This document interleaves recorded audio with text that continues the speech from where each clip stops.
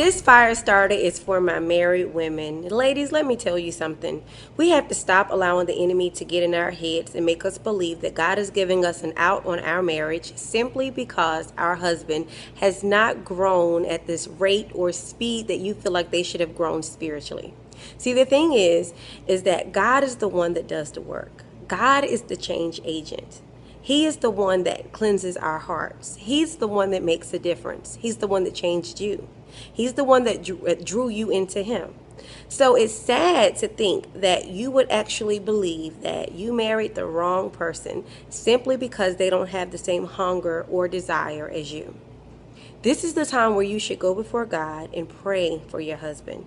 Pray for him and ask God to start drawing him in, to make him want to have a relationship with him.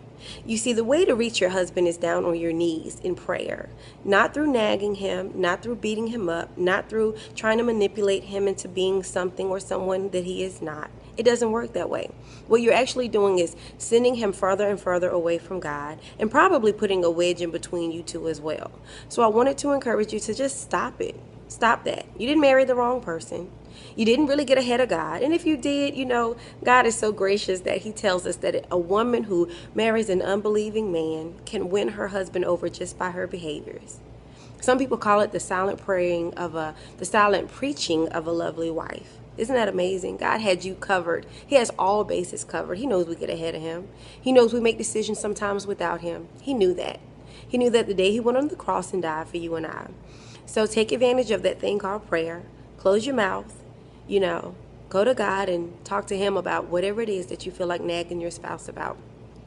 Ask him to do the work because he's the one that does the work. And while you're, in your secret place, ask him to show you yourself as well. So that's all I had to share today. I hope that reaches or, touches someone because I know for me, that's something that I struggled with. Don't get all big-headed and puffed up and think you're somebody because you finally want to get up in the mornings and spend time with God, and because you finally want to, go to church, and you finally want to be active in ministry. That's not how it works. You got to remember, you're a sinner too. You got to remember that he went to the cross. He, being Jesus, went to the cross for all of us. So just because, you're not jacked up and raggedy in one area doesn't mean that you're not jacked up and raggedy in a different one. All right? So just wanted to encourage you and tell you that. You guys have a good one. Bye.